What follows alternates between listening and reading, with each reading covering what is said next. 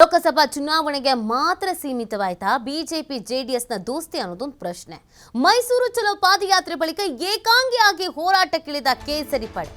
Mileage ಪಡೆಯೋ ಹೋರಾಟದಲ್ಲಿ ಮೈತ್ರಿ ಪಕ್ಷವನ್ನೇ ಮೂಲೆಗೆ ತಳ್ಳಿದ ಬಿಜೆಪಿ ಅನ್ನೋ ಪ್ರಶ್ನೆ ಹುಟ್ಕೊಳ್ತಾ ಇದೆ. ಜೆಡಿಎಸ್ ಬಲವಿರೋ ಮೈಸೂರಿನಲ್ಲಿ ಕೇಸರಿ ಪಕ್ಷದ ಏಕಾಂಗಿ ಹೋರಾಟದ ಕಹಳೆ. ಪಕ್ಷ ಬಲವರ್ಧನೆಗಾಗಿ ದೋಸ್ತಿ ಪಕ್ಷವನ್ನ ಪಕ್ಕಕ್ಕೆ ಸರಿಸ್ತಾ ಬಿಜೆಪಿ ಆ ಲೆಕ್ಕಾಚಾರವನ್ನ ಹಾಕೊಂಡಿಯೇ ಏಕಾಂಗಿ ಹೋರಾಟಕ್ಕೆ ಬಿಜೆಪಿ ಮುಂದಾಗ್ತಾ ಇದೆ. ಬಿಜೆಪಿ ಜನಾಕ್ರೋಶ ಯಾತ್ರೆ ಹೋರಾಟದ ಹಿಂದಿದೆಯಾ ಹಲವು ಲೆಕ್ಕಾಚಾರ. ಕೇಂದ್ರಕ್ಕೆ ಜೆಡಿಎಸ್ ದೋಸ್ತಿ ಅನಿವಾರ್ಯ ಹೊರತು ರಾಜಕ್ಕಲ್ಲ ಅನ್ನೋ ಲೆಕ್ಕಾಚಾರನ. ಪ್ರಾಬಲ್ಯವಿಲ್ಲದ ಕಡೆಯೂ ಕೂಡ ಜೆಡಿಎಸ್ ಸೇರಿಕೊಂಡ್ರೆ ಬಿಜೆಪಿಗೆ ಶೂನ್ಯ ಲಾಭ. ಜೆಡಿಎಸ್ ಜೊತೆ ಒಟ್ಟಾಗಿ ಪ್ರತಿಭಟಿಸಿದ್ರೆ ಬಿಜೆಪಿ ಶಕ್ತಿ ಬಗ್ಗೆ ಪ್ರಶ್ನೆಗಳು ಮೂಡಬಹುದು. ಬಿಜೆಪಿಗೆ ರಾಜ್ಯದಲ್ಲೂ ಜೆಡಿಎಸ್ ಅನಿವಾರ್ಯ ಅನ್ನೋ ಸಂದೇಶ ರವಾನೆ ಆಗಬಹುದು ಅನ್ನುವಂಥ ಆತಂಕ ಇದೆ. ಮುಂದಿನ ಚುನಾವಣೆ ಸೀಟು ಹಂಚಿಕೆಗೂ ಕೂಡ ಸಮಸ್ಯೆ ಎದುರಾಗಬಹುದು. ಒಗ್ಗಟ್ಟಿನ ಹೋರಾಟದಿಂದ ತಮಗಿಂತ ಜೆಡಿಎಸ್ಗೆನೇ ಲಾಭ ಆಗ್ಬಿಡುತ್ತೆ. ಈ ಹಿನ್ನೆಲೆಯಲ್ಲಿ ಜೆಡಿಎಸ್ ಅನ್ನ ಬದಿಗಿಟ್ಟು ಏಕಾಂಗಿ ಹೋರಾಟಕ್ಕೆ ಮುಂದಾಯ್ತಾ ಬಿಜೆಪಿ ಅನ್ನುವಂಥ ಪ್ರಶ್ನೆ ಹುಟ್ಕೊಳ್ತಾ ಇದೆ.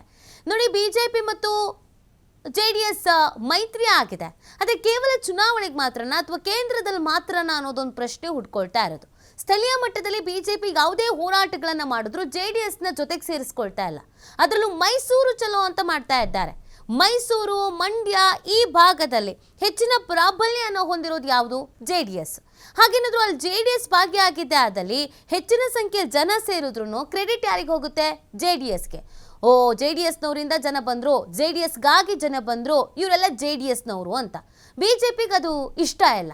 ಈ ಬಗ್ಗೆ ಮತ್ತಷ್ಟು ಮಾಹಿತಿಯನ್ನು ನೀಡ್ತಾರೆ ನಮ್ಮ ಪ್ರತಿನಿಧಿ ರಾಕೇಶ್. ಈ ಅನುಮಾನ ಬಹುದಿನಗಳಿಂದ ಇದೆ.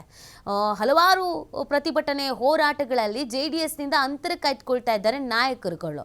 ಇದು ಭವಿಷ್ಯದ ಚಿಂತೆಯೋ ಅಥವಾ ವರ್ಚಸ್ಸಿನ ಚಿಂತೆಯೋ? ಆದರೆ ಜೆಡಿಎಸ್ಗೆ ಇದರ ಅರಿವು ಆಗ್ತಾ ಇದೆಯೋ ಏನು? ನಿಜ, ಬಿಜೆಪಿ ಮತ್ತು ಜೆಡಿಎಸ್ ನ ಮೈತ್ರಿ ಎಲ್ಲಿಯವರೆಗೆ ಮತ್ತು ಎಷ್ಟರವರೆಗೆ ಅನ್ನುವಂತ ಪ್ರಶ್ನೆ ಈಗ ಎಲ್ಲರನ್ನ ಕಾಡ್ತಾ ಇದೆ. ಅದಕ್ಕೆ ಪೂರಕ ಎನ್ನುವಂತೆ ಈಗ ಬಿಜೆಪಿ ಆರಂಭಗೊಳಿಸಿರುವಂತಹ ಜನಾಕ್ರೋಶ ಯಾತ್ರೆಯಲ್ಲಿ ಜೆಡಿಎಸ್ ನ ಪಾಲು ಕಾಣದೇ ಆಗಿದೆ. ಮೊನ್ನೆ ಜೆಡಿಎಸ್ ನ ಪ್ರಮುಖರ ನಿವಾಸದಲ್ಲಿ ನಡೆದ ಸಭೆಯಲ್ಲೂ ಕೂಡ ಈ ವಿಚಾರ ಚರ್ಚೆಯಾಗಿದೆ. ಆದ್ರೆ ಅದರ ಪರಿಸ್ಥಿತಿ ಏನು ಅನ್ನೋದು ಕೂಡ ಇನ್ನು ನಿರ್ಧಾರ ಆಗ್ತಿಲ್ಲ. ಯಾಕಂದ್ರೆ ಈಗ ಮೈಸೂರಿನಲ್ಲಿ ಹಮ್ಮಿಕೊಂಡಿರುವಂತಹ ಈ ಜನಾಕ್ರೋಶ ಯಾತ್ರೆಯ ಆರಂಭದ ಹೆಜ್ಜೆಗಳು ಜೆಡಿಎಸ್ ಪ್ರಾಬಲ್ಯವಿರುವಂತಹ ಕ್ಷೇತ್ರ. ಮೈಸೂರಿನಲ್ಲಿ ಬಿಜೆಪಿ ಸಂಸದರೋರ್ವನ್ನ ಹೊರತುಪಡಿಸಿದ್ರೆ ಉಳಿದಂತ ಭಾಗಗಳಲ್ಲಿ ಜೆಡಿಎಸ್ ನ ಪ್ರಾಬಲ್ಯ ಹೆಚ್ಚಾಗಿದೆ. ಇಲ್ಲಿ ಈ ಲೆಕ್ಕಾಚಾರವನ್ನ ಹೊರತುಪಡಿಸಿ ಬಿಜೆಪಿ ಇಂಥ ನಿರ್ಧಾರವನ್ನ ತೆಗೆದುಕೊಳ್ಳುವುದಕ್ಕೆ ಕಾರಣ ಏನು? ನಿಧಾನವಾಗಿ ಜೆಡಿಎಸ್ ನ ಕ್ಷೇತ್ರಗಳನ್ನ ತನ್ನ ತೆಕ್ಕೆಗೆ ತೆಗೆದುಕೊಳ್ಳುತ್ತೋ ಅಥವಾ ಹಿಂದಿನಂತೆ ಮಾತುಕತೆ ಲೆಕ್ಕಾಚಾರದಲ್ಲಿ ಚುನಾವಣೆ ವೇಳೆ ಕ್ಷೇತ್ರಗಳನ್ನು ಬಿಟ್ಟುಕೊಡುತ್ತೋ ಗೊತ್ತಿಲ್ಲ. ಆದ್ರೆ ಸದ್ಯದ ಪರಿಸ್ಥಿತಿಯಲ್ಲಿ ಜೆಡಿಎಸ್ ನ ಹೊರತಾಗಿ ಮಾಡ್ತಿರುವಂತಹ ಈ ಹೋರಾಟದಲ್ಲಿ ಬಿಜೆಪಿ ನಿಜವಾಗಿ ಏನನ್ನು ಯೋಚನೆ ಮಾಡ್ತಾ ಇದೆ ಅನ್ನುವಂತ ಪ್ರಶ್ನೆ ಎಲ್ಲರನ್ನ ಕಾಡ್ತಾ ಇದೆ. ಒಂದು ಅಂಶಗಳ ಪ್ರಕಾರ ಇದನ್ನ ಪರಿಶೀಲನೆಗೆ ಹೊರಟಾಗ ಅಥವಾ ಅವಲೋಕನ ಮಾಡಿದಾಗ ಸಿಗುವಂತದ್ದು, ಪ್ರತಿ ಹಂತದಲ್ಲೂ ಜೆಡಿಎಸ್ ಅನ್ನ ತೆಗೆದುಕೊಂಡು ಹೋಗ್ತಾ ಇದ್ರೆ ಜೆಡಿಎಸ್ ನ ಶಕ್ತಿಗಿಂತ ಹೆಚ್ಚಾಗಿ ಬಿಜೆಪಿಯ ವರ್ಚಸ್ಸು ವೃದ್ಧಿ ಬಹಳ ಕಮ್ಮಿ ಆಗುತ್ತೆ. ಜೆಡಿಎಸ್ ಪ್ರಾಬಲ್ಯವಿರುವ ಒಂದಷ್ಟು ಕ್ಷೇತ್ರಗಳನ್ನ ಬಿಟ್ಟರೆ ಉಳಿದ ಕಡೆಯಲ್ಲಿ ಜೆಡಿಎಸ್ ಜೊತೆ ಹೊರಟಾಗ ಪಕ್ಷಕ್ಕೆ ಸಿಗುವ ಲಾಭ ಏನು? ಲೋಕಸಭಾ ಚುನಾವಣೆ ಹೊತ್ತಿಗೆ ಮಾತ್ರ ಆಗಿದ್ದಂತಹ ಈ ದೋಸ್ತಿ ವಿಚಾರ ವಿಧಾನಸಭೆ ಮುಂದಿನ 3 ವರ್ಷಗಳ ಬಳಿಕ ಬರುವಂತಹ ವಿಧಾನಸಭಾ ಚುನಾವಣೆಯಲ್ಲಿ ಯಾವ ಪಾತ್ರ ನಿರ್ವಹಿಸುತ್ತದೆ ಅನ್ನೋದು ಇನ್ನೂ ಸ್ಪಷ್ಟವಾಗಿಲ್ಲ. ಹಾಗಾಗಿ ಈ ವಿಚಾರಕ್ಕೆ ಸಂಬಂಧಪಟ್ಟಾಗೆ ಕಾರ್ಯಕರ್ತರಲ್ಲಿ ಗೊಂದಲ ಮೂಡುವ ಅವಶ್ಯಕತೆ ಇರಬಾರದು. ಆ ನಿಟ್ಟಿನಲ್ಲಿ ಆಯಾ ಪಕ್ಷದ ಕಾರ್ಯಕರ್ತರು ಅದರ ಜೊತೆಯಲ್ಲಿ ಗುರುತಿಸಿಕೊಳ್ಬೇಕು, ಆ ನಂತರ ಹೋರಾಟವನ್ನು ರೂಪಿಸಬೇಕು ಅನ್ನುವಂಥದ್ದು ಯೋಚನೆ. ಸೊ ಆ ಹಿನ್ನೆಲೆಯಲ್ಲಿ ಬಿಜೆಪಿ ಸದ್ಯಕ್ಕೆ ತನ್ನ ಶಕ್ತಿಯನ್ನು ವಿಸ್ತರಿಸಿಕೊಳ್ಳುವ ಪ್ರಯತ್ನವನ್ನ ಮಾಡ್ತಾ ಇದೆ.